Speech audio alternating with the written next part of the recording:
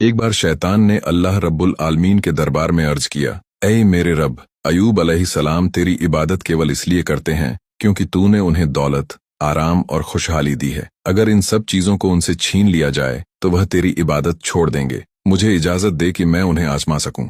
अल्लाह ताला ने शैतान को इजाजत दी और कहा, जा, अगर तुझे लगता है कि तू मेरे नेक बंदे को बहका सकता है तो आजमा ले।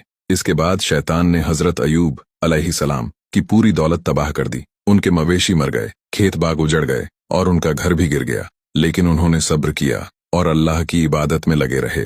फिर शैतान ने उनके सारे बच्चों को एक भयानक हादसे में मार दिया। इसके बावजूद उन्होंने अल्लाह का शुक्र अदा किया और इबादत से नहीं हटे। जब शैतान को इसमें भी नाकामी मिली तो उसने नबी अयूब अलैहिस्सलाम को एक खतरनाक बीमारी में मुब्तला कर दिया। उनके पूरे शरीर पर फोड़े फूंसी हो गए, यहाँ तक कि लोग उन्हें शहर से बाहर निकालने पर मजबूर हो गए। केवल उनकी पत्नी हजरत रहीमा अलैहिस्सलाम ही उनके साथ रहीं और उनकी सेवा करती रहीं। एक दिन हजरत रहीमा अलैहिस्सलाम इलाज के लिए कुछ दवा लेकर आईं, लेकिन नबी अयूब अलैहिस्सलाम ने कहा, जब तक अल्लाह नहीं चाहता मैं कोई इलाज नहीं करूंगा। यह बीमारी 18 साल तक रही, लेकिन नबी अयूब अलैहिस्सलाम ने कभी भी सब्र का दामन नहीं छोड़ा। एक दिन उन्होंने अल्लाह से दुआ की, ऐ मेरे रब, मुझे तकलीफ पहुंची है और तू सबसे ज्यादा रहम करने वाला है।